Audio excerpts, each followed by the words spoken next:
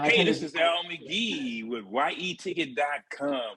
I'm here with, well, a winner and also a young lady who's nominated for an Emmy, Nena Erb. How you doing, Nena? I'm doing great. Thank you so much for having me. Yeah, and also I gotta say, you're also a two-time Emmy winner. I've been very lucky, yes. Well, I don't think luck is involved. I think your hard work and the things that you did help you to win an Emmy, and also it also helped you to get people to notice you in the industry. And I noticed in your bio, it when you graduated from the university, well, you had an art degree, right? Yes, Tell yes. us more about that. Yeah, I have an art degree. I did not go to film school. I didn't do the traditional route. And it took me a little bit to find my way into editing. I try to be an artist, with gallery showings and commissions for murals.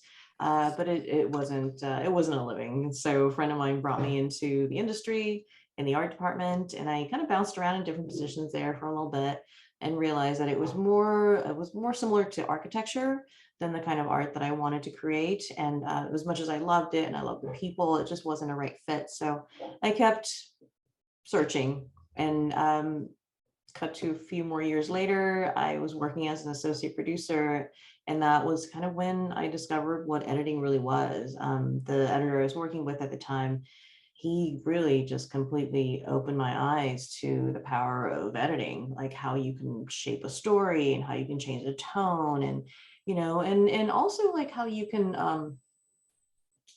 just completely change the point of view also, just with a couple cuts here and there, change the Right. point of the story. And so, yeah, once I knew that, I was like, okay, this is it. I found it. This is home. So I just went with it and never looked back.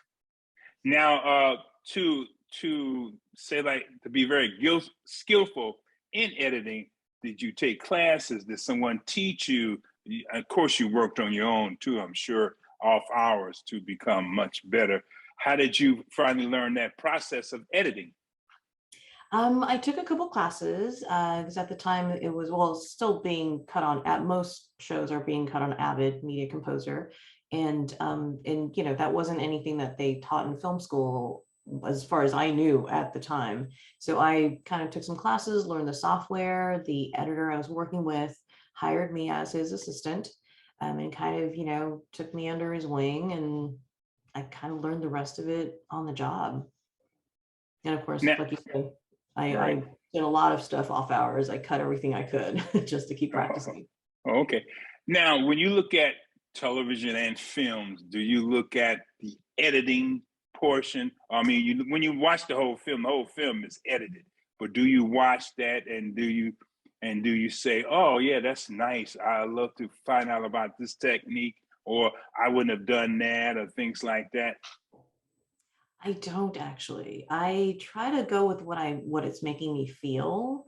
And so I just watched the movie Pig the other day, and this one scene where Nick Cage had cooked for this really, curmudgeony old man trying to win him over, so he would tell him where his pig was. It was very simply edited, but then it made me feel so, like, I was so heartbroken to see that scene. It was like such an incredible portrayal of grief and how the three people there shared grief and their own way of processing it.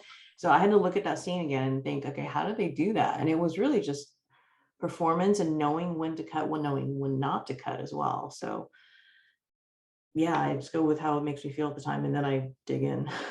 Oh yeah. Okay, I understand that. Because I remember I got introduced to editing. I'm not like you. I'm not a big editing person. I just do my little bit on the internet. But when I was producing TV for a public TV station in Miami in the '90s, and we had to do linear. I think we call it linear, when you had to take the tapes, two tapes, and things like that, and use the big knobs to edit.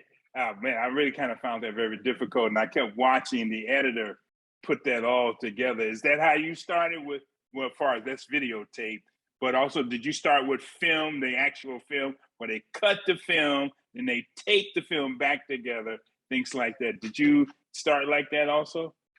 No, I didn't. I was very lucky. I started when it was all digital and it was much easier. But I do remember when I was a PA, being in the control room and seeing an online editor use the tape, and it was like, I was like, I bowed down. It looked really difficult. Yeah, that's how I felt when I first saw it too. And well, let's talk about a little bit about your some of the projects that you're on. First of all, you on many projects that I watched. For example, one of the best shows that I love that you did was Real Husbands of Hollywood. Kevin Hart and the guys. So you edited that show that year, huh?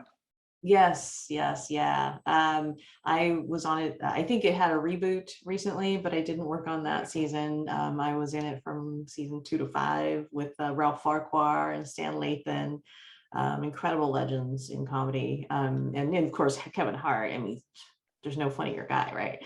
But yeah, the scripts were just amazing and so funny. And I was really fortunate that they thought I was funny enough to play along with them. So that's nice. Also, you worked on Dancing with the Stars. Tell us a little bit about that. Not much to tell, really. It was a live show about dance and competition, and we cut the little behind the scenes videos that they would play before their performance, and that's kind of it. Okay, all right. And also, one of the best magicians I really love is Chris Angel. You worked on Mind Freak when he had it on television at that time. Yeah, I had a little brief stint there too. Yeah. Well, you got to do those things to get started, I guess, to be where you are today. Now, you won your first Emmy for what was the show you won your first Emmy for? Project Greenlight. Yes, I remember that. That was on HBO. Yes. Yeah. And how did you get chosen for that to be the editor? I'm sorry? How do you get chosen to be the editor for that show, for that project? I actually knew the producers of the show. I had worked on a season of Top Chef, and the same production company was also producing Project Greenlight. And so they called me and asked if I was available. And it was kind of on the cusp of me transitioning out of nonfiction and into scripted and projects. And so I kind of thought about it for a second. I was like, okay, well, I this was a year that I was just going to do narrative work, but then I love that show. And so I said, all right, well, this will be my last one. And so I did the show and people enjoyed it. And there you go. And also, you worked on some Apple shows too, Apple Plus, Apple TV. What is it called? Apple TV, Apple Plus. I subscribe to it, so I'm paying them, so I should know, right? But you worked on some Apple shows. In fact, you worked on that one about the Little America series. Yes. I watched some of those episodes also. In fact, I saw all of them that year they came out. Yeah. And, but the problem I have is a lot of times when the credits roll, I just let them roll. I don't look for the editor or anything. Sometimes I look for the script writer and the cinematographer, and of course the director and people who's in it. So when people, look at the credits, do they, have they ever walked up to you and said, hey, I saw your name in a credit? I saw your name from a show in the credits after the show was over? Yeah, I have had that. Yeah. Strangely enough, I don't. Yeah, it's weird, right? You wouldn't think that people would like look at the credits, but I think sometimes they let it play and then they kind of glanced over and they're like, wait, I see that. Like I was watching The Bear the other day and I was, the credits were on and I'm so sorry. The credits were on and I noticed a producer I used to work with. And so I was like, oh, so of course I'm going to send him an email. I saw your name on the credits in The Bear. And I've had that happen as well. Obviously not from strangers, but yeah. I'll be looking for your name. Now, again, this year you're nominated for, well, tell us what you're nominated for this year. Nominated for an episode of Insecure called Choice is Okay, and it's in the single camera comedy category. Oh, they call that the single camera comedy category? Yeah, it's Oh, broken I didn't know down. that. Yeah. I watched every episode, so I didn't see your name, but I really enjoyed that show. And working on that show and working with the stars and the producers of that show, how was your experience? Oh, it's phenomenal. Issa Rae and Prentice Penny, they're incredible filmmakers and leaders. And I think they've created such a amazing environment where it's kind, it's supportive, and they allowed me to experiment and try different things, and without fear of failure. And I loved working with them. They're just so amazing. Yeah, Insecure was one of my favorite shows. When I say was, because it's still in reruns, but I saw every episode, and I got a chance to meet Issa Rae and took pictures with her. She's a very fabulous person, and also a very creative person. Also, you won. Did you win an ACE award too? No, I was nominated twice for the series. Oh, okay. And tell us what is an ACE award? Tell us about that. ACE award is an award that the American Cinema Editors Organization gives out. I think it might be one of the older awards, similar to the Oscars, and it's basically given out to editors for their work editing different projects. And it's the organization's motto or ethos is to kind of promote the craft of editing and to educate the next generation about the work. Oh, that's great. Yeah, I've heard about it. I never watched any of the award shows they had, but I do know about it. And congratulations on that one also. Just a couple more questions. Now that you won these awards, because your mother and father did not want you to go into show business, how do they feel about you now?